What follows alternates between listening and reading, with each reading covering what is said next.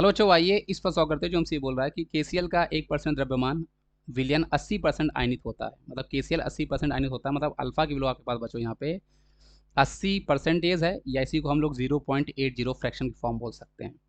अगर उसने अल्फा दिया है तो आप इस फॉर्मूले में बच्चों जब आप पाई निकालोगे ऑस्मेटिक प्रेशर, तो उसके लिए आई यूज़ करना बहुत जरूरी है। तो पहले आई की वैल्यू निकालो, तो वो कैसे निकलोगे? अल्फा इक्वल टू बच्चों आपके पास I-1 N-1 होता है जब कभी वियोजन होता है। ऑब्वियस सी बात है, क्योंकि हमारे पास सॉल्ट KCl है तो ये वियोजित ही होगा, और ये वियोजित होकर बच्चों आपके पास K प्लस और Cl- दे रहा होगा। तो इसके लिए N की वैल्यू बच्चों मैं 2 लूँगा, क्योंकि मुझे 2 मोल्स आयन मिल रहे हैं आयनाइज होने पर। अल्फा 0.80 उसने हमसे बोली दिया है। आई आपको निकालना है -1, एन आपके पास 2 -1 हो ही चुका है, तो ये एक क्रॉस मल्टीप्लाई होकर आई किलो आपके पास बचो यहाँ पे 1.80 आपके पास यहाँ पर आ चुका है। अब आप यहाँ पे पाई निकालोगे तो आई किलो 1.80 हो गया। सी कैसे निकालोगे? देखो 1% दिया है, इसका मतलब हमारे पास 1 ग्राम आपके पास जो हमारे पास KCl है वो आपका 100 ml में प्रेजेंट है, ये इसका मतलब है मास परसेंटेज में। तो एक दिया है। मॉलिक्यूलर वेट, क्योंकि KCl है तो इसका मॉलिक्यूलर वेट आप निकाल लोगे। कैसे निकालोगे? देखो पोटेशियम का होता है 39 और क्लोरीन का आपके पास होता है बच्चों 35.5। ऐड कर दोगे तो आपके पास ये 74.5 निकल के आ जाएगा। तो 74.5, तो ये नंबर ऑफ मोल्स हो गया।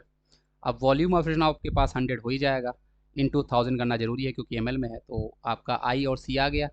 आर 0.0821 हम लेंगे बच्चों, और टेम्परेचर क्योंकि 27 डिग्री सेल्सियस है, केल्विन में कन्वर्ट करोगे 273 ऐड करोगे तो आपके पास 300 हो जाएगा।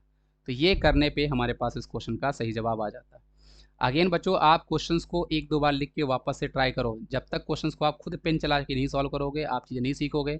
आपको बार बार लगेगा कि ये क्या हो रहा है, जल्दी जल्दी पढ़ा दिया जा रहा है, कुछ समझ नहीं आ रहा है। जब तक आप एफर्ट नहीं दोगे बच्चों, ये नहीं आएगा। ये सीधा सीधा वही है। आप सोल्यूशन में कभी बच्चों को बोलते नहीं कि आप वीडियो सोल्यूशन देखो, कभी सलाह नहीं देता।